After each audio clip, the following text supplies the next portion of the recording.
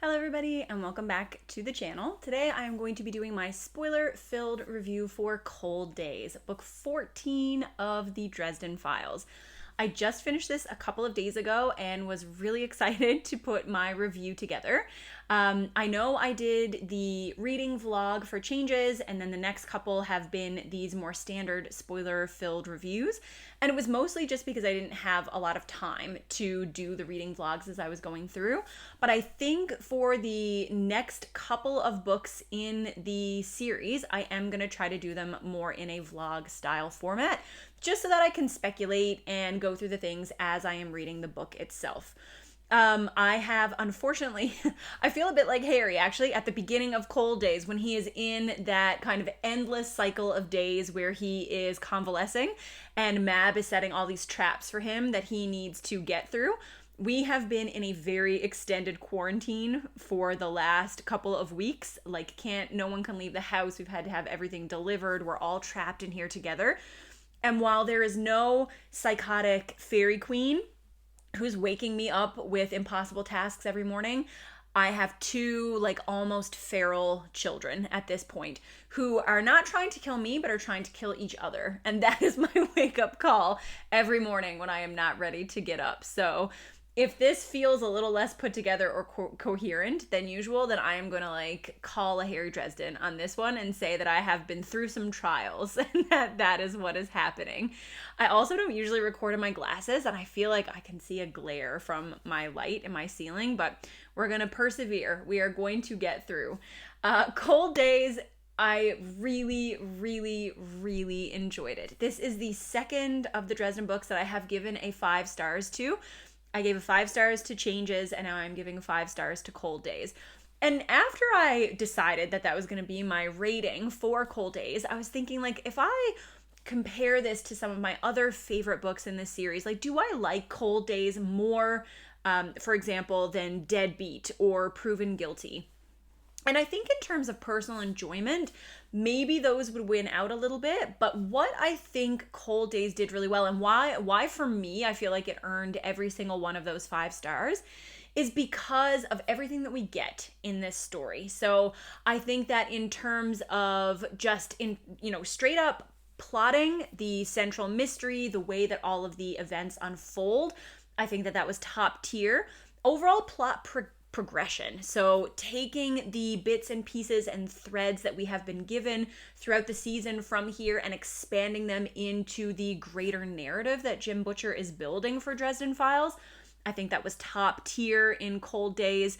Important character moments and moments of character growth, I think that those were also top tier here. So even though Cold Days, it still for me ranks very highly. This is definitely one of my favorite Dresden Files books that I have read. But in terms of pure enjoyment, it might fall behind a couple of the other books, but I just think if we take all of those elements together and we look at all of the different pieces that come together to create Cold Days, there is no way that I could give this anything less than 5 stars. I think that it is an excellent novel, and it has given me a great story while also pushing forward parts of the overall Dresden narrative that I'm so interested in. There have been some revelations that I have really, really liked and that I cannot wait to discuss. So coming off of Ghost Story, this put us back more in our prototypical Dresden type scenario. We are given Harry. He has a central mystery that he needs to solve, and obviously all of the pieces start to stack up against him. In typical Dresden File, Harry is given too much to handle. There are too many things happening at once. He is quickly besieged by enemies at every turn, and he has a very, very, very narrow timeline in which he needs to figure all of this out. So basically par for the course for Harry. We have got him back where he is, he performs well under that extreme pressure.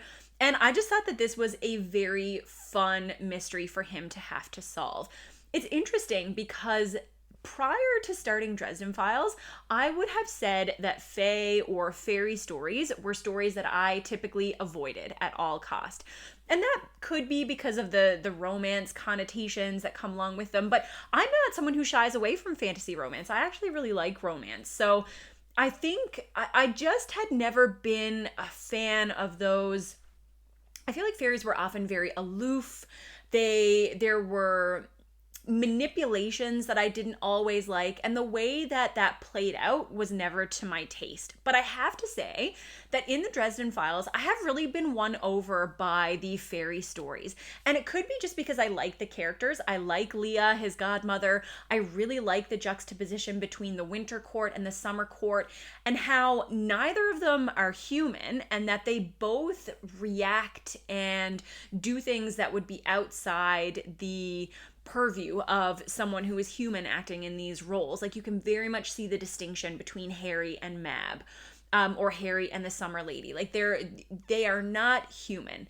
And I think that the way that Butcher contrasts the winter court and the summer court, and actually the way that he played with the summer court a little bit in this book, reminds us of that fact. I think that in Dresden, a lot of the greater world politics are often unveiled through the fairies. So we find out a lot of important points about the greater Dresden lore, about the universe through the fairy courts. And maybe that's why I have been enjoying the fairy stories so much. But right from Summer Night, this was a book that I had expected not to enjoy because typically I don't like those fairy elements, but I just have really liked the way that Butcher has written them. So fairies in Dresden don't give me that same sense of, apprehension that they have in other fantasy stories. So I was really looking forward to this being a fairy story in general. And of course, I, along with I'm sure every other Dresden fan who got to this point, was really looking forward to seeing how Harry integrated into his role as the Winter Knight. I have to say, full disclosure, I had been expecting, ever since Harry took on the mantle of Winter Knight, first of all, in Changes, I was not expecting him to do that. I was expecting him to pull out at the last minute. I thought that he would go for Lashiel's coin before he would go for Winter Knight, just because I didn't think that he would ever want to be under Mab's thumb. So it was a big surprise for me when he took on that mantle in Changes. I had suspected that it might have happened before then. I talked about this in a previous video, but in Changes, it really did surprise me. And I honestly thought that in Ghost Story, Harry being dead or dead-ish or mostly dead, if we want to go with the Princess Bride references that Jim Butcher really loves to put in there, I thought that there was going to be some sort of clause that would remove him from her service because he had left the mortal plane and he made the deal as a mortal. And then even in this book, I have my suspicions that this was going to be about Harry trying to avoid responsibility or get away from Mab's influence, or that perhaps through this case somehow he would be taken or he would fulfill his obligations as Winter Knight. So I think as a reader, I have just been waiting for the shoe to drop. All of my energy has been invested in figuring out how Harry's going to get out of being the Winter Knight, when I need to shift my focus and start to accept that he is the Winter Knight, and how is he going to live with this? How is he going to deal with this? And this book talked about those questions. They raised those questions appropriately through the vehicles of Harry himself, through his relationship with Thomas, through his relationship with Murphy. I think that these discussions have happened throughout the book, and I think it's just me that's in denial. So it's me that needs to come to terms with this is Harry's lot in life now, and that I need to reconcile these two pieces of him and, accept that this is what is going to happen. So a lot of my energy, I don't know if this would have been a good vlogging experience or not, because a lot of my mental energy was trying to figure out, okay, how's Harry going to get out of this? How is he going to cast off this mantle of Winter Knight? But of course, that's not what the story was about.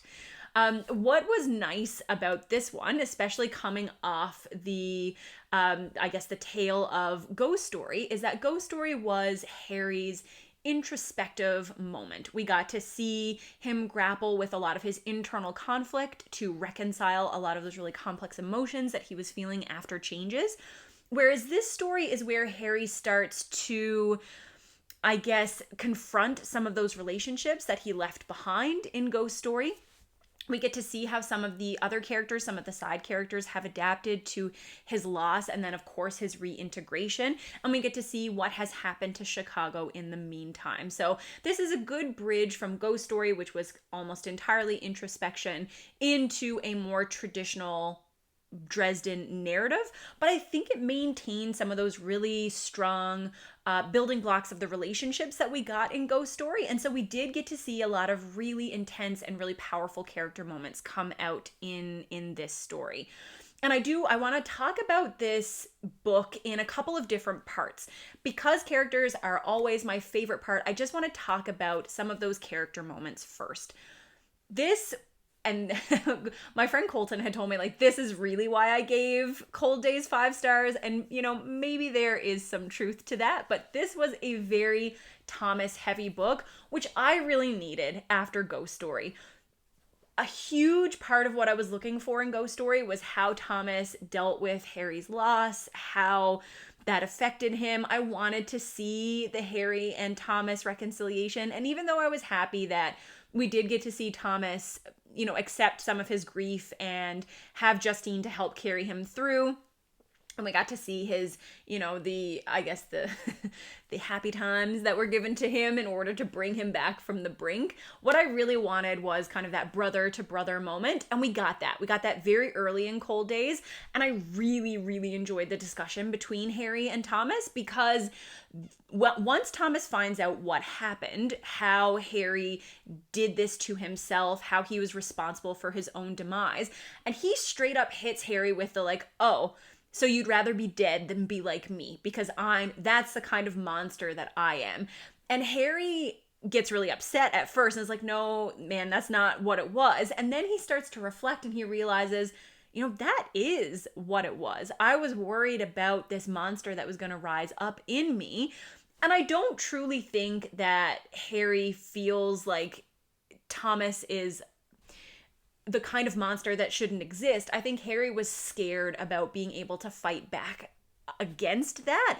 But the conversation with Thomas really made him confront some of those messier emotions. And I think that in families especially, we have a lot of those messy dynamics. No matter how close you are with your family members, your siblings, your parents, whoever, there are all of these complex dynamics that develop over a lifetime. Your own personal judgments, your snap judgments, the way that you look at how your family is living in the world, their choices.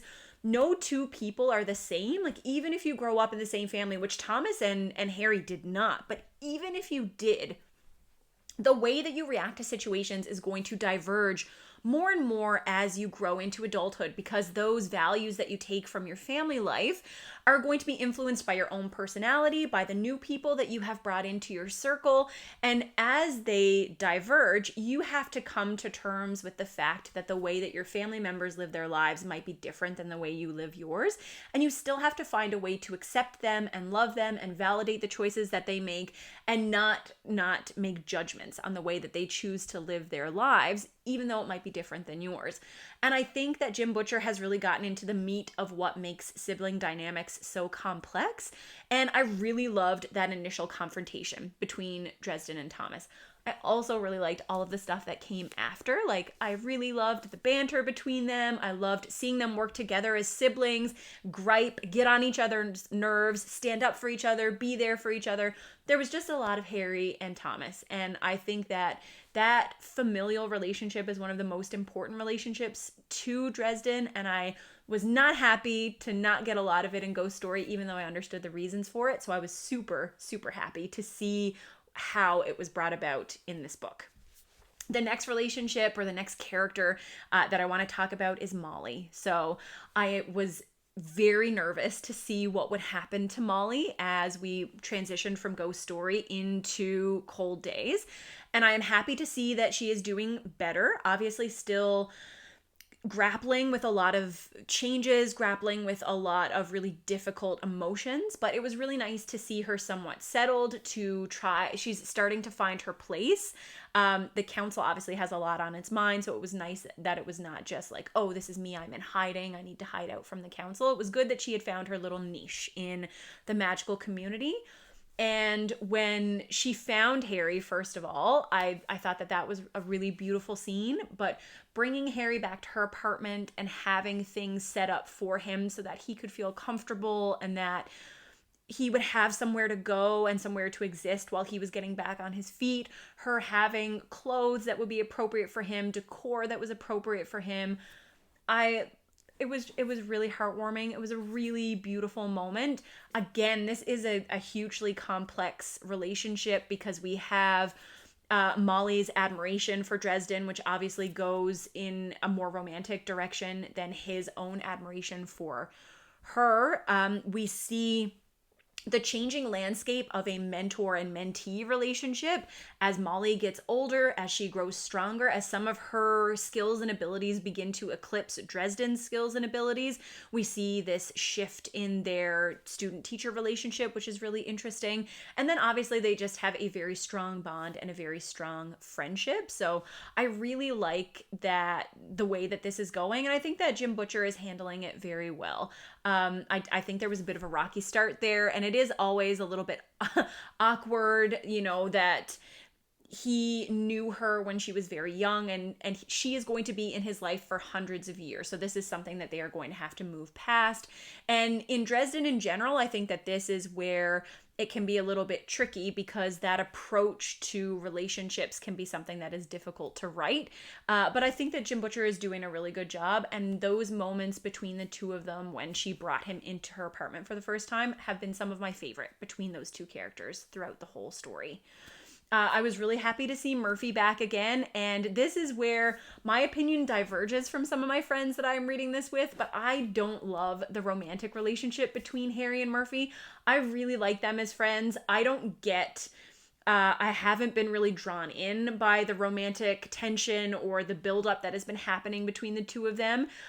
I was happy enough for them to share their 2 kisses in this, but it becomes like a will they, won't they back and forth that I'm really not a big fan of. So I will probably be satisfied whichever direction this goes in, but I was just happy that they were able to talk. There's a lot of the trust issues that came up between Harry and Murphy at the beginning of the series, which had then been reconciled, are starting to build back up again, which is a really difficult, but I think a really realistic portrayal of Harry taking on the mantle of Winter Knight. Murphy recognizes some of the changes in Harry. She knows him probably better than anybody else. I know that him and Molly have spent a lot of time together. Him and Thomas have spent a lot of time together, but Murphy has been there for so long. She has seen Dresden transition through so many different points in his life that I think that probably she knows him the best of anybody at this point in time, and she can see what he is fighting against. And so I think that some of her reservations are probably justified. But I thought it was a very strong moment when she said, I'm going to be there regardless. Whatever happens, the part that scares me about you changing is that I know that I'm along for the ride, which was just such a powerful statement about friendship. And I think that's why I really like them as friends. Whatever happens romantically, whatever direction Jim Butcher decides to go in for this, fine, but they have such a strong friendship that has been built on years of building up trust, of working together, of getting to know each other, and I really liked the moments that they had together in this book. Moving on from the characters though, I did, like I said, really like the central mystery here. There were a lot of complex layers, starting off with Mab and the order to kill Maeve, and then when Maeve comes in with Lily, and so Dresden has to think through that. I have to say, I never felt like the end game was going to be Harry overturning or toppling Mab. Because Maeve was so depraved, because she was just so over the top and so evil, I never felt like she was trustworthy. And I know that's why Jim Butcher brought in Lily, to add that credence, to add that rationality to the mystery and make you believe that maybe Mab was, maybe she was infected by this parasite or by these outsiders. Maybe she really was not sane. So I understand that Lily was the person who was going to lend credence to that theory, but I could just never really get behind Maeve. I never for a second thought that she was going to be the person who was in charge of Harry's life. But I did really like the way that the mystery played out.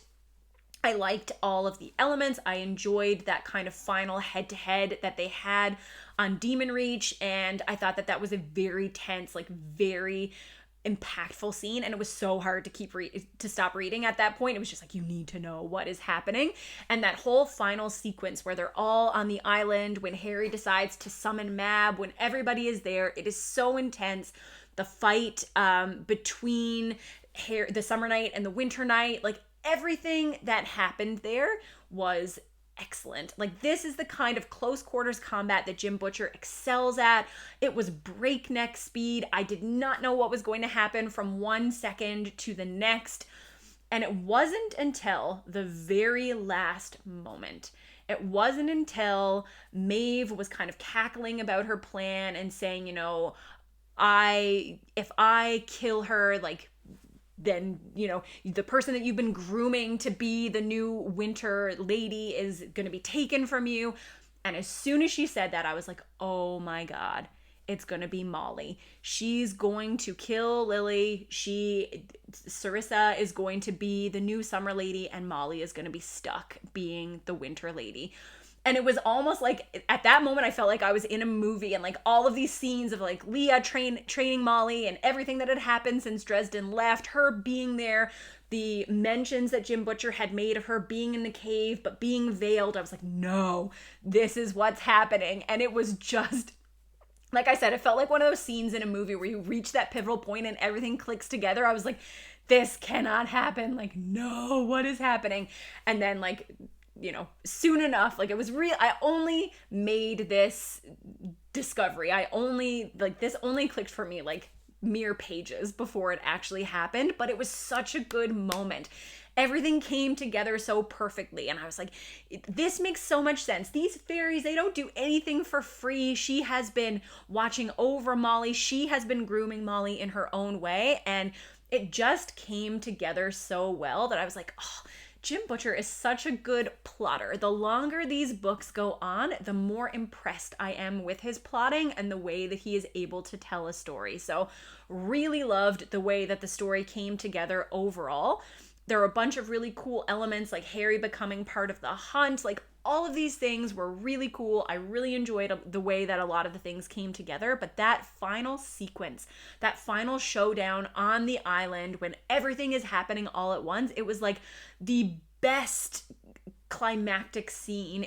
I would have loved to have seen it played out in real time. The denouement was just so worthwhile. It gave me everything that I wanted, and just like the dawning horror as I realized what was going to happen to Molly, who I feel like has already been through so much, was just exquisite. So excellent. I really enjoyed the way that all came together. And I guess one thing that I also wanted to talk about, like an important thing to talk about, is just the new pieces of information that we were given in this book and how that relates to kind of ongoing theories or things that we need to find out more about. So finding out about the war against the outsiders, that was huge. What a huge piece of like Dresden lore. What a giant piece of the puzzle that slotted into place with that one.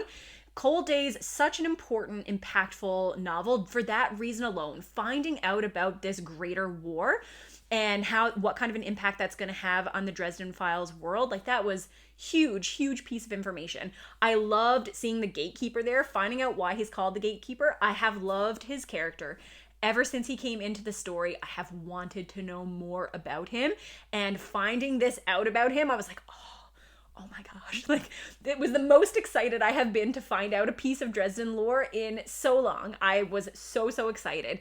And this is terrifying. Like, this brings the scale up, like, even further. We already had this growing, like, gray council, white council, this undercurrent of evil that you could feel spreading its tendrils throughout the series. But learning that it is this huge, epic war of basically good against evil, where the Winter Court is good. Like, when those are your good guys, then you know that what is coming in is not good. But that was just, it was so important to find that out, and it made me want to read the next books in this series so badly. Finding out about people being infected or being tainted by these outsiders was obviously a very important piece of the puzzle and made me reflect back on the other books. It also strengthens my suspicions. So as I mentioned in my reading vlog, I'm already suspicious of a lot of people. This is what happens when I read mysteries. It's like no one is exempt. And I'm already starting to wonder, like, who else could be infected? Who else could be under this shadow and just, acting like themselves, but maybe making some erratic choices every now and then. So this is something else that I need to think about, that I need to look at when I'm looking at the characters' interactions. And Harry's headaches. So the mystery of Harry's headaches still has not fully come to light. But they keep being mentioned, so clearly something is going to come out about this. But I really liked that opening up of the world, and I like that this gave us some other mysteries and kind of greater world building elements to think about, to think on as we continue with the series. Thematic elements that I thought were really important here. Obviously, Harry grappling with his inner nature, this idea of free will versus your destiny, and whether Harry is going to become a monster, as was brought up in Ghost Story. What makes someone a monster? How does free will fit into this whole picture? I thought that the scene with the senior lady of Winter was really important in bringing some of those thematic elements to life, and I really did like that scene as well, where Harry was kind of sucked under his grave and then brought to be shown outside of just being shown the war against the outsiders, which was obviously a very important part. Just having a discussion about will, about humanity, about freedom of choice, what that means for people. I thought that that was really important in terms of the overall themes and where the story is going, and what Jim Butcher is hoping to accomplish with it. Before I wrap this up, just a couple of things. I just want to talk about a couple of things that were really fun about this book. So, Santa Claus. Like, the moment when I think that I have experienced all of the campy goodness that Dresden Files has to offer, Jim Butcher throws Santa Claus into a book, and it was amazing. Could not have enjoyed it more. From seeing him just at the birthday party in general, to then Harry having to essentially wrestle him for control of the hunt. What a phenomenal scene. I just, could not be more delighted with that if I tried. Harry taking over the hunt, I thought was just, so enjoyable. Being on the back of the motorcycle with Murphy, speeding across the water. There were just a lot of really cool action sequences in this book. This is a book that I felt like I could visualize, which is not always easy for me. So when I feel that way, it's actually a pretty big thing. I know many people are visual readers and that they can see a lot of these things in their head whenever they read, but for me that doesn't happen very often, and it happened a lot with Cold Days. So I think that he executed that perfectly. Like I said, that final scene was a big one for me as well. But those were really the highlights. Just, this was such a good blend of, like I said, campy, amazing fun that we expect from Dresden Files. There were so many profound and impactful character moments, huge revelations about the greater plot and just the world building of Dresden in general. And just an excellent book overall. I had a great time reading Cold Days. This has been one of the most fun Dresden books for me, and I'm really looking forward to seeing what happens. Obviously, I want to see how Molly is going to handle being the Winter Lady, because we didn't really get any of that at the end of the book, and how or if that will change the dynamic between her and Harry and what is going to happen next. So really looking forward to the next one. Like I said, I think I will probably vlog the experience next time, because it's a little bit easier to think of all these things in real time and react and speculate and, make my guesses for what is going to happen. But I hope that you found this video enjoyable. This is really just for fans. Once you get this far up in a series, it's really just me gushing and hoping that other people enjoyed the same things that I did. So what I would love to know, if you're watching this video, is how does Cold Days rank for you? How did you enjoy it in terms of Dresden overall? What are some of your favorite scenes? And I will see you with another video soon. Bye.